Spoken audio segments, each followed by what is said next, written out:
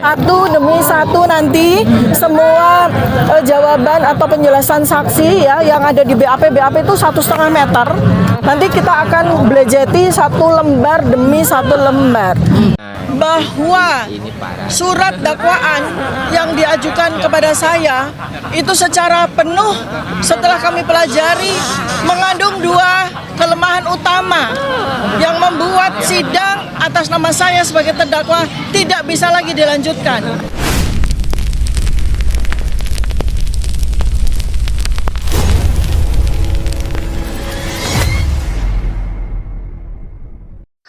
Assalamualaikum warahmatullahi wabarakatuh. Halo teman-teman semuanya, kembali lagi di channel YouTube saya, James Willow. Teman-teman, untuk video kali ini kita akan mengupdate kembali mengenai persidangan kasus tudingan ijazah Pak Jokowi yang mana terdakwanya adalah Tifa-Tifu.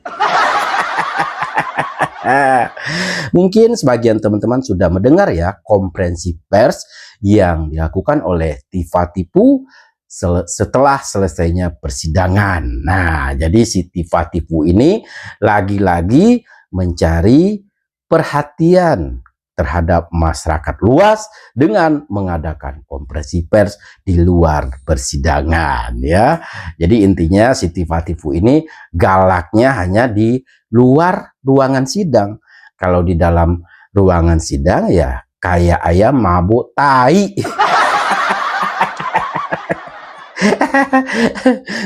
Dan dari keterangan persnya ini bisa kita simpulkan bahwa si Tifa-Tifu sudah hampir nyerah, lelah ternyata.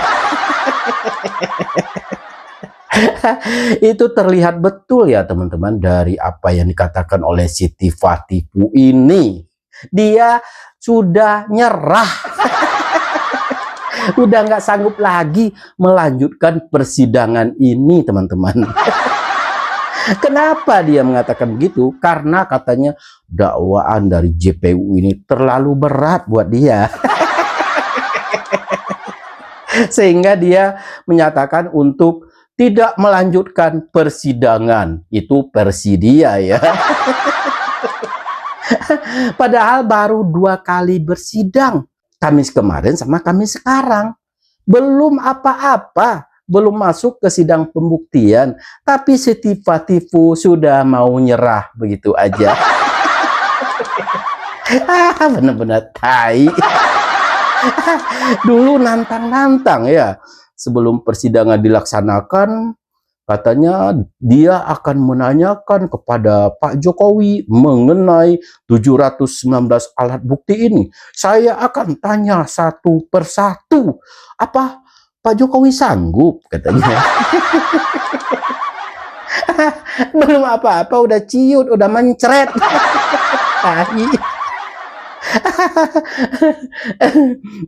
Jadi setelah dakwaan ini dibacakan teman-teman ya, si Tifa-Tifu ini keberatan. Dia protes. Katanya ada 2 kelemahan dari dakwaan ini. Cio, ngeles. Jadi ada dua kelemahan. Yang pertama itu katanya error in objecto. Yang kedua error in persona. Jadi ada masalah ya, bermasalah di segi objeknya katanya teman-teman.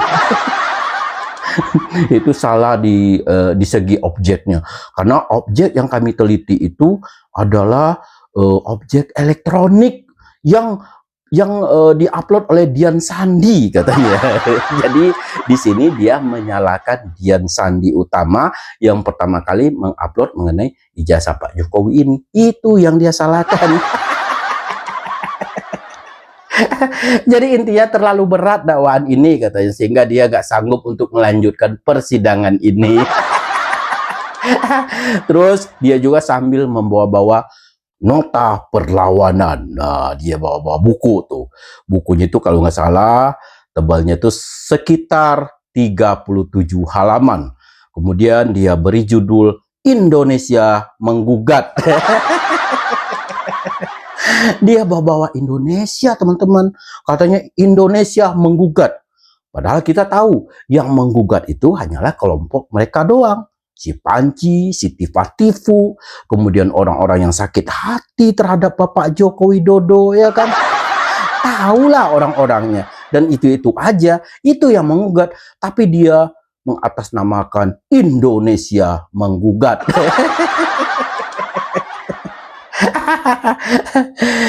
Tapi intinya teman-teman ya, dari semua ini Tifatipu sudah nyerah. Apalagi nanti kalau di sidang pembuktian, ya kan?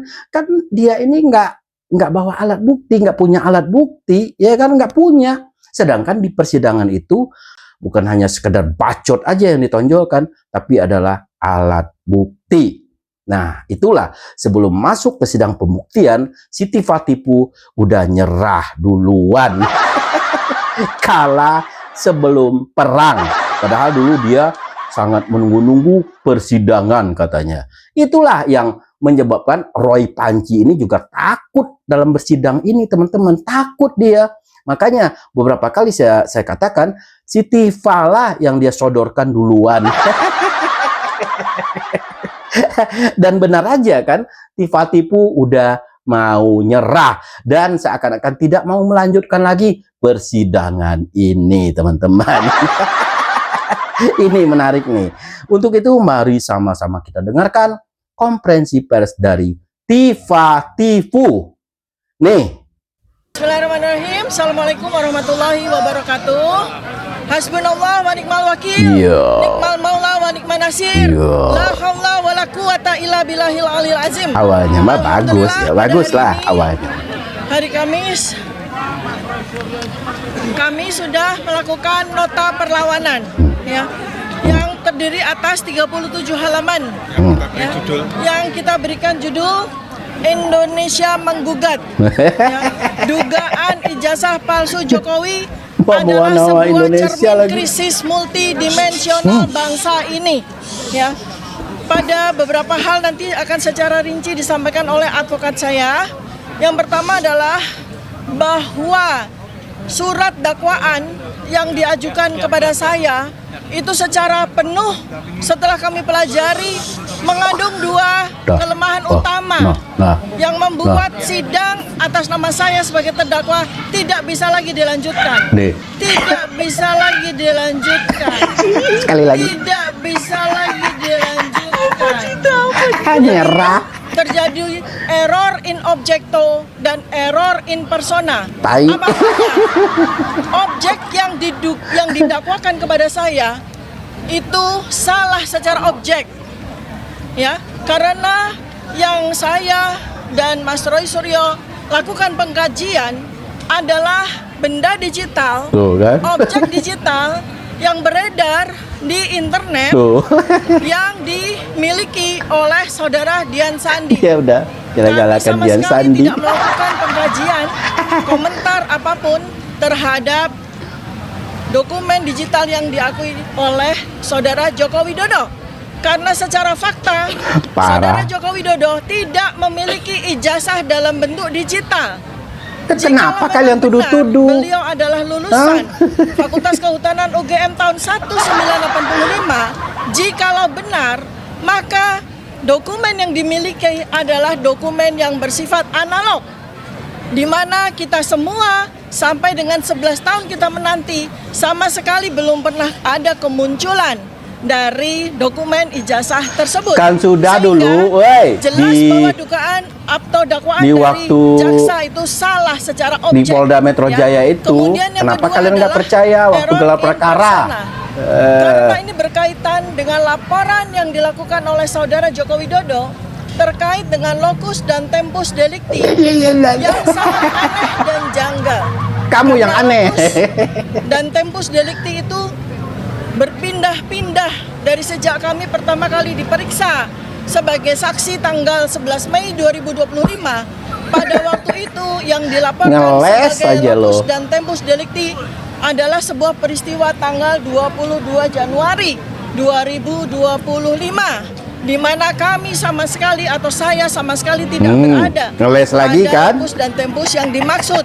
Lalu kemudian laporan polisi itu diubah secara lokus dan tempus deliktinya menjadi di daerah Jakarta Selatan 26 Maret 2025. Lalu pada surat dakwaan yang disampaikan oleh penuntut umum ternyata lokus dan tempus berubah lagi, yaitu di antara bulan Bisa Maret aja loh. 2025 Di luar aja hingga lo ngomong bulan kayak Mei gitu. 2025. Padahal laporan yang dilaporkan oleh Saudara Joko Widodo itu tertanggal 30 April 2025. Jadi ini jelas salah ya secara Salah personal katanya. dan salah secara objektif.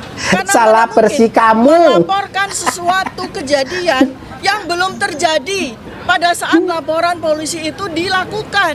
Wah, Dia melaporkan ngeles. tanggal 30 April 2025 Ngeles.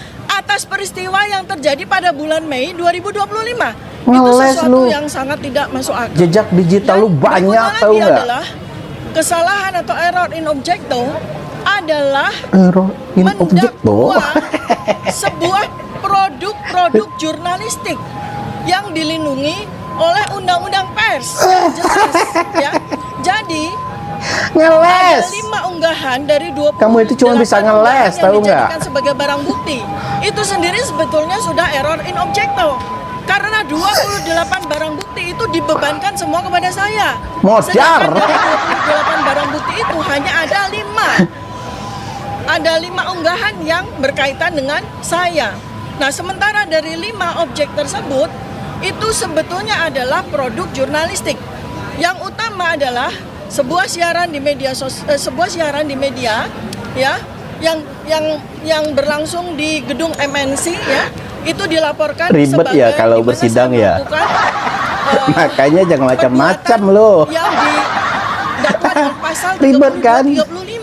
Nyiksa Padahal diri itu sendiri adalah lo. sebuah produk jurnalistik. Artinya, kalau seorang narasumber seperti Anda, seperti saya, didakwa melakukan pidana atas keterangan yang saya lakukan, maka tentu saja media tersebut, hostnya yang memberikan pertanyaan kepada saya pun juga harus turut didakwa secara pidana.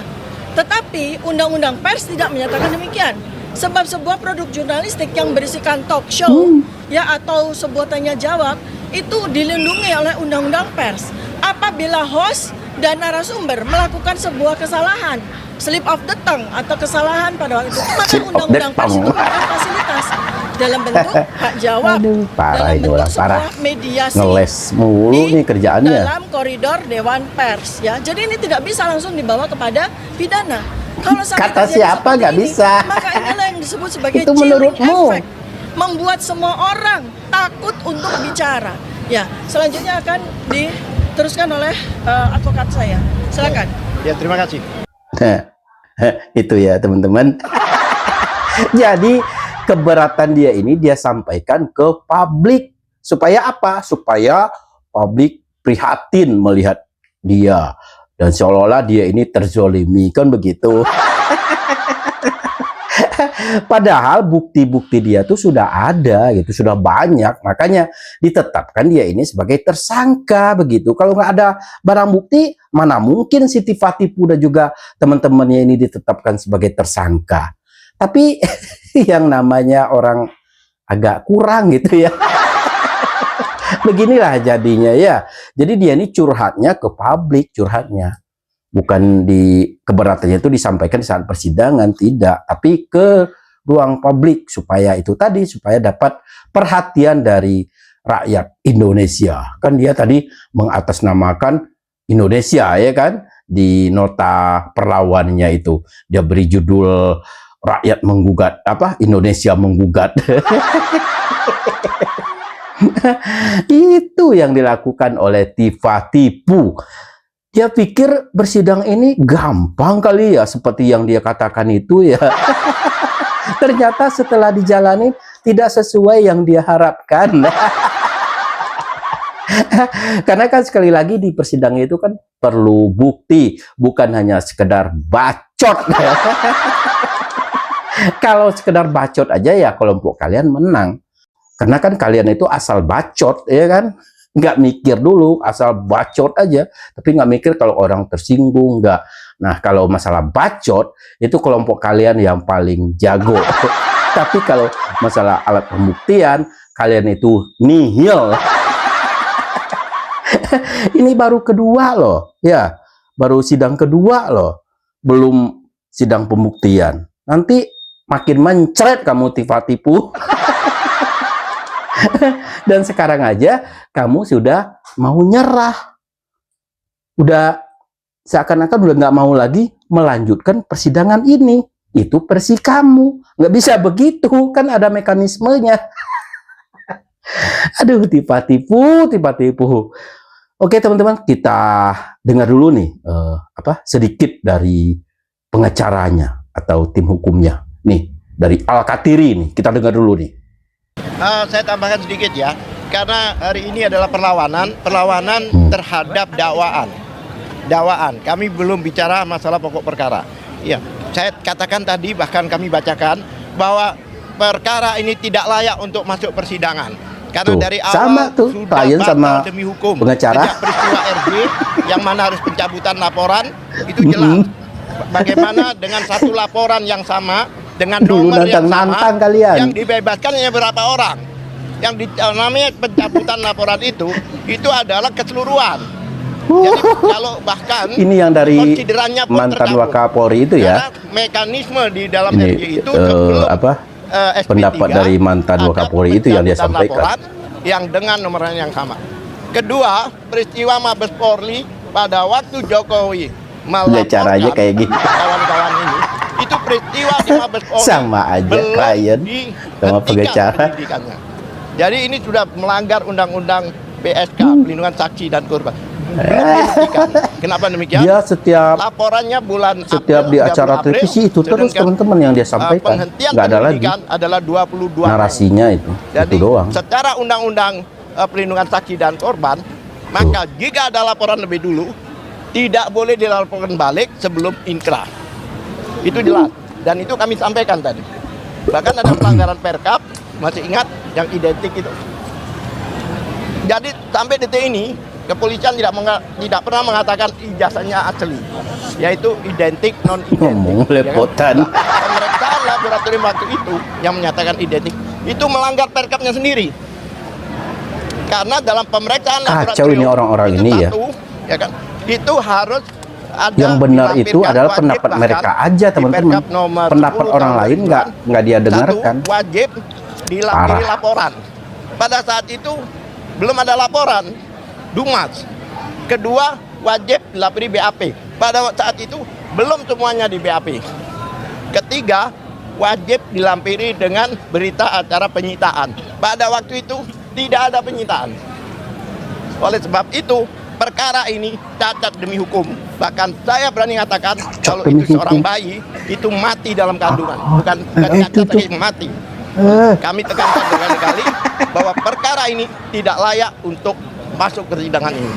Silakan. Pengecut. Bukannya dulu kalian yang nantang-nantang, sekarang kalian malah pengen mengundurkan diri begitu aja, nggak sanggup ya. Nggak punya bukti ya. Tai bener.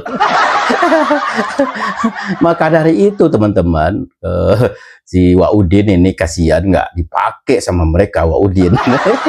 Dan seolah-olah Waudin ini sudah agak berseberangan ya dengan kelompok mereka-mereka ini. Dan terkesan sekarang Waudin ini membela Pak Jokowi. Kita dengar sedikit ya teman-teman. Ini nggak tahu potongan, nggak tahu nggak, tapi yang jelas saya dapat dari aplikasi TikTok nih. Waudin. Sebuah kebohongan juga kalau nanti katanya Saudara Joko Widodo di pengadilan akan menunjukkan ijazahnya. Kewenangan untuk membuktikan perkara itu bukan lagi pada pelapor, bukan pada saksi, tapi ada pada jaksa. Nanti yang berwenang menunjukkan bukti, membuktikan di perkara itu adalah jaksa. Jadi saya kira kita janganlah kemudian membangun narasi untuk membodoh-bodohi rakyat, membodoh-bodohi publik. Benar Waudin. Itu ya dari Waudin, karena Waudin ini sudah nggak bersama si Roy Panci CS lagi. Jadi ya udah terserah Wak Udin ya mau berpendapat apapun. Mantap Wak Udin. Tenang.